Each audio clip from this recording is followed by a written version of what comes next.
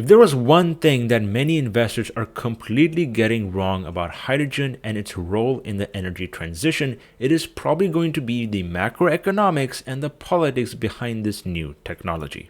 And Plug Power is at the forefront of this rapid adoption, not only on the fuel cell side with electric vehicles, but also on the back end side with green hydrogen that is produced from renewables. And as a result, they have first-hand experience in the politics behind green hydrogen, which will act as a major tailwind for not only investors, but also users in this space. And that opportunity is exactly what I want to address in this video.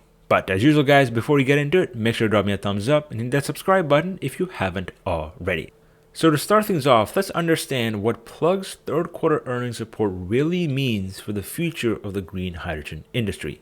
As you can see, although their revenue was pretty strong, up around 31% from the third quarter of 2021, their net loss widened by an insane 60% year over year. And obviously this missed most analyst estimates who predicted significantly higher revenue and EPS from a company that is the so-called leader in not only green hydrogen, but also fuel cells. And because of that, they're now only expected to grow around 40% per annum on average over the next 3 years.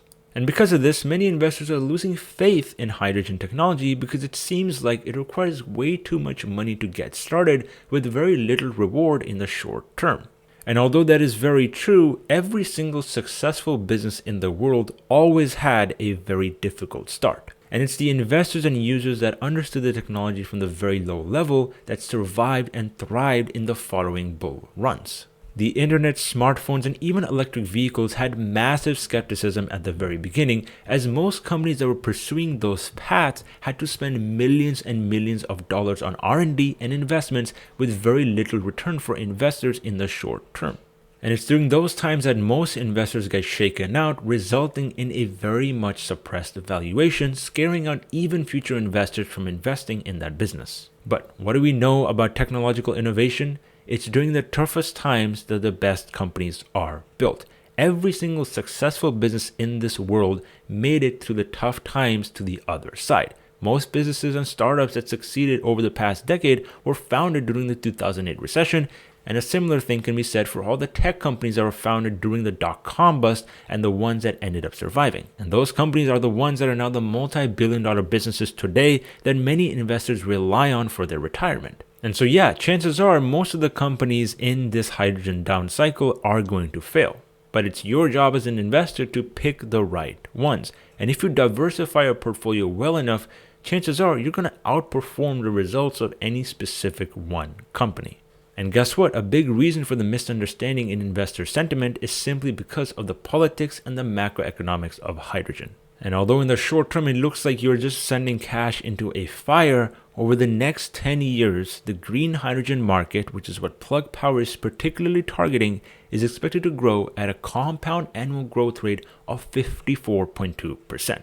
And with big automotive giants also laying out their plans to pursue hydrogen technology in their own business models, there's never been a better time to be a contrarian in the hydrogen industry.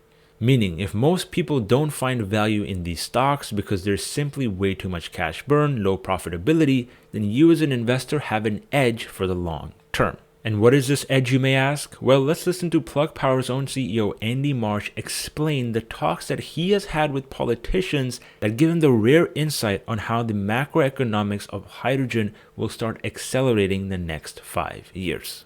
Good to have you on. Happy Friday. Great to be here, Kiko. Yes, and happy Friday. Yes. Andy, I was thinking back to our last conversation. This was kind of at the height of the concerns around the energy crunch. And you were saying you were getting a lot of calls coming in, especially from Europe, about how do we invest in this? How do we expand? But since then, it feels like things have softened a bit. I'm looking at where things have been moving. You've cut hydrogen production forecasts. You've abandoned plans for 2 plants. What's happening right now? Well, I'm going to kind of correct that with the 2 plants at Kiko. One of them I announced previously that we were in a position where we couldn't get enough electricity, so it didn't make sense. The second, a cost issue. The second one was we actually never announced we were going to do it, but we announced we weren't going to do it. So maybe a little confusing to some of our investors, but when I look at it, our sales funnel for hydrogen has never been larger. We've had some delays in supply chain, but we have not lost any orders.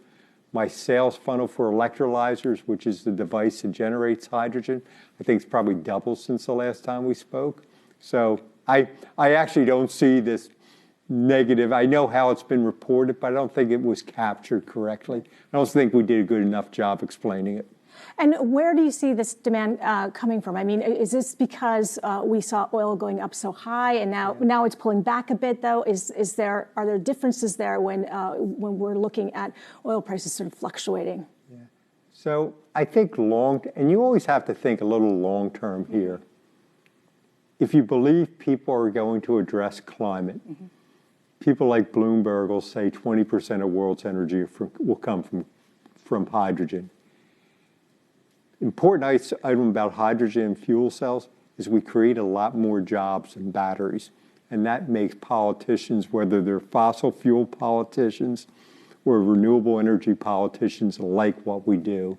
And the third one, the national security issues that the war in Ukraine really has highlighted the importance of us in the free world really dealing with our own energy independence. And all those three are drivers.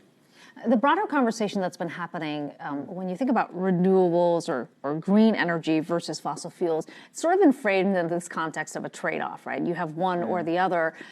The reality is, yesterday we got that report from the IEA that suggests that investments have been accelerating. And I wonder what you've been seeing from companies that you've been working with. Are corporations sort of creating this calculation with the slowdown that's happening in the broader economy that maybe we need to pull back on some of these investments to accelerate the transition? Or are you seeing the opposite? That's an interesting question, Akiko. And luckily, for many of our applications, we actually help customers save money. So when you think about what we're doing with Amazon and Walmart, Amazon was under a lot of pressure yesterday.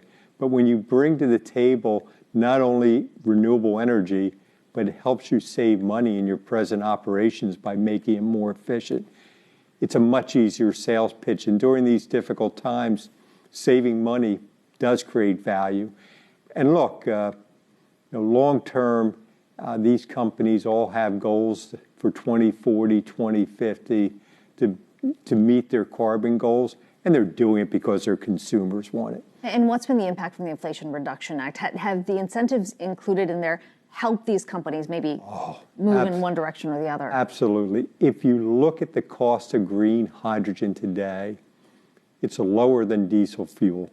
It's lower than natural gas because of the Inflation Reduction Act. It also positions the U.S. uniquely to be an exporter of green hydrogen, especially to Europe. So it has been a real boom to this industry, but I think to our long-term economy. Well, even though the Inflation Reduction Act sounds extremely stupid in the short term, just like Andy Marsh mentioned, it is meant to reduce inflation for the American economy in the long term. And that's going to be done by investing in renewable infrastructure today, and businesses like Plug Power are clearly at the forefront of that, and they're going to benefit massively from all the incentives that specific act provides. And no, this does not mean that Plug Power or any other hydrogen company is an incentive hoarder. As a matter of fact, Plug Power has grown 10x their revenue over the past 10 years without any major incentives for either hydrogen producers or hydrogen consumers. And we all know where the government is focusing on. They've been focusing on electric vehicles and also subsidizing their own oil and gas companies. And just like they did that for those companies this past decade, chances are for the next decade, they're going to invest in the next generation of technology, which is most definitely green hydrogen. With the diesel and petrol supply chain so dependent on specific companies, prices are going to skyrocket over the next decade as demand continues to go higher. And this is where green hydrogen, a novel energy and fuel economy, is going to really start playing into people's lives. Because people are going to realize that as supply is ramping up in this economy, the prices for green hydrogen are going to be significantly lower than any form of other fossil fuel, because right now there is simply very little demand for hydrogen on its face. With hydrogen already used in so many downstream applications, like in the glass and metallurgy industries, there's significant demand already in place for industrial customers, creating a revenue cushion for early stage companies. And as incentives are introduced and the price starts coming down, consumers are also going to start adopting this technology much more, resulting in an even bigger market expansion opportunity in the transportation area. And given this massive reward potential, taking this risk early on, for me at least, is simply worth it. But obviously guys, that is just my opinion, so let me know your thoughts down in the comment section below.